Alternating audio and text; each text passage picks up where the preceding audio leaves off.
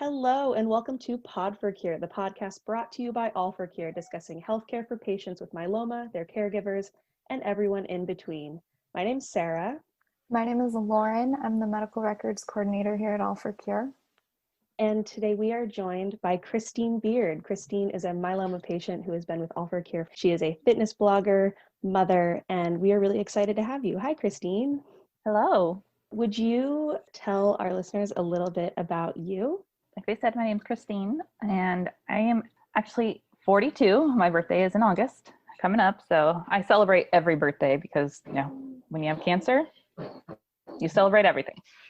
So I'll be 43 in August, and I am a mother to a 5-year-old who I actually found out that I had multiple myeloma when I was pregnant with him. I was 28 weeks pregnant with him.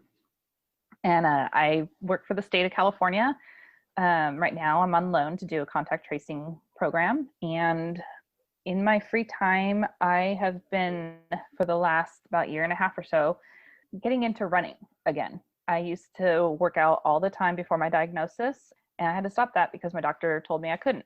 And I have found over the last year and a half or so that with starting to walk a lot more and further distances that I can do this, just listen to my body more. So in about March or so, I started running, and I'm actually training for a half marathon that's in January.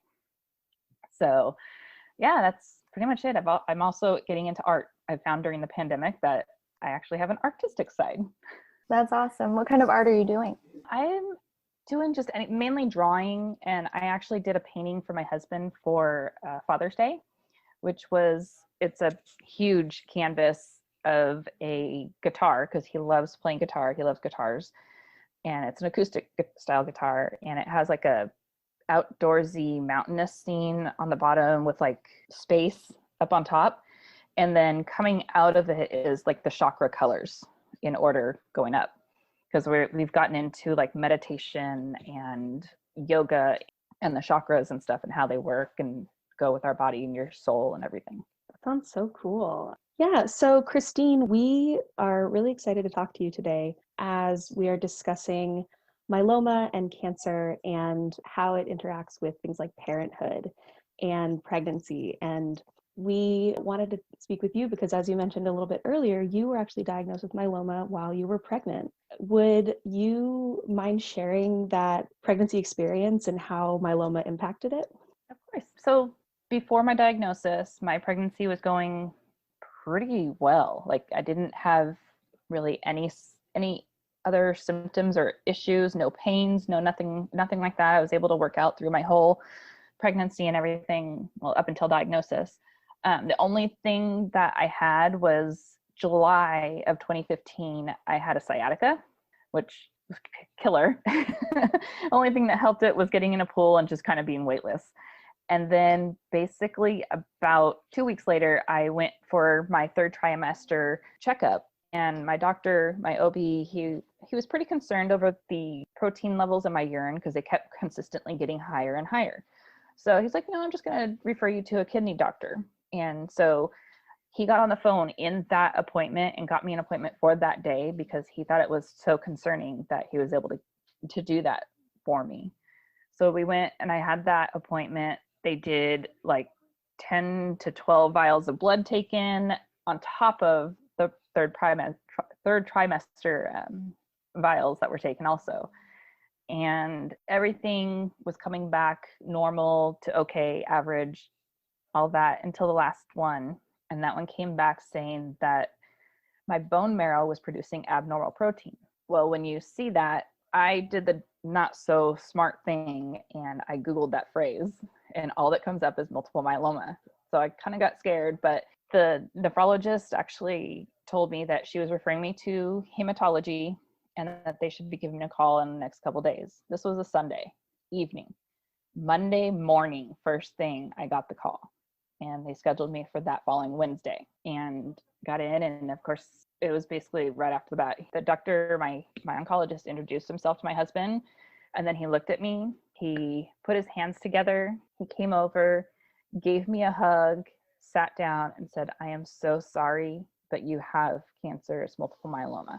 And it just, at that point, everything that I thought about my pregnancy and how it was going and how it would go, and my delivery and how everything, my life would be being a mother, especially being 37 at the time, was kind of coming out of my head, gone.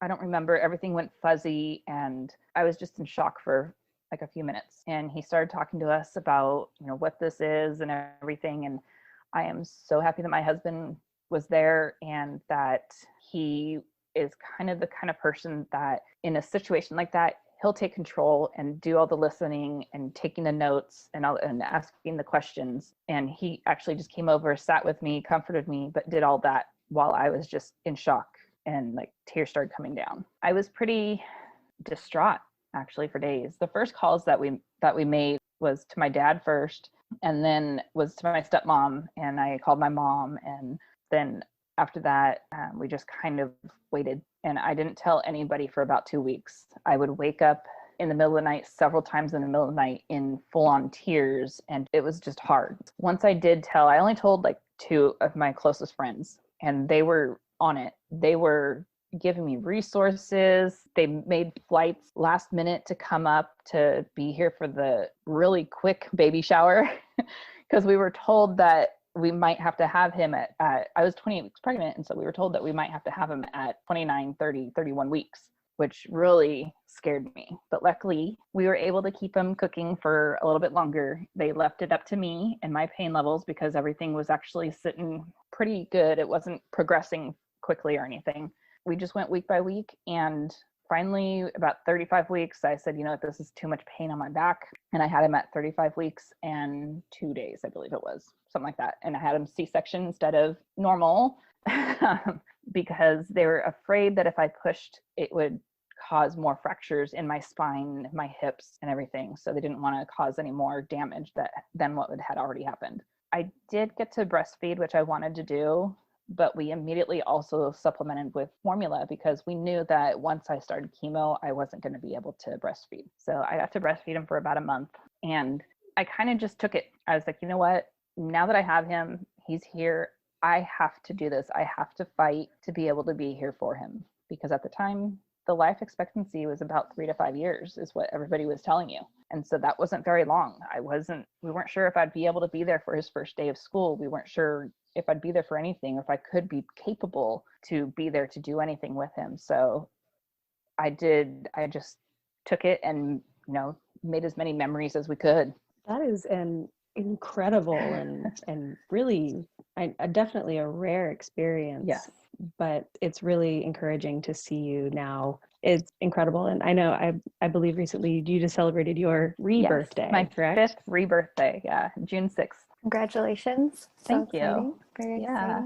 exciting. And so your son is 5 now, right? Yes. Yeah.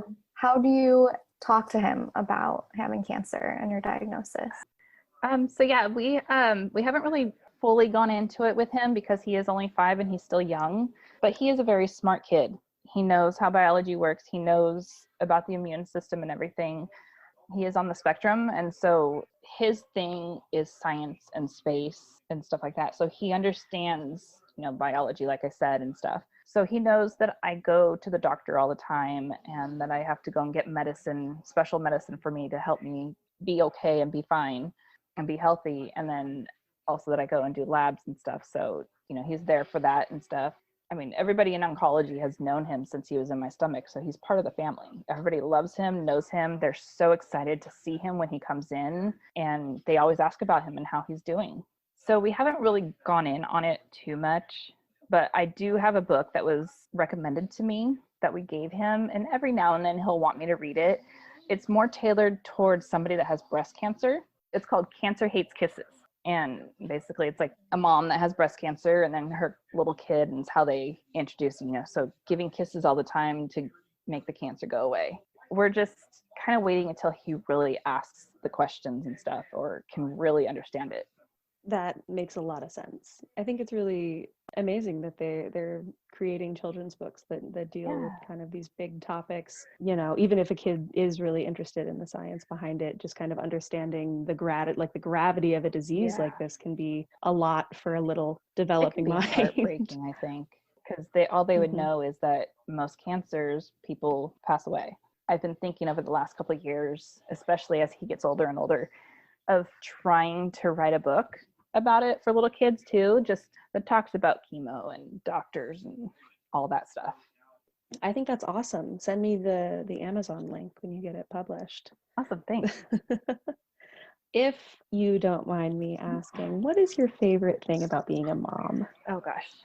For me, my favorite thing, it's also my husband's, is just when we're sitting here at home, whether it's as a family or like today, he's playing in the background right now, just sitting there and watching him play and watching how his mind works and trying to figure out what is going through his mind and what he's thinking and everything like that.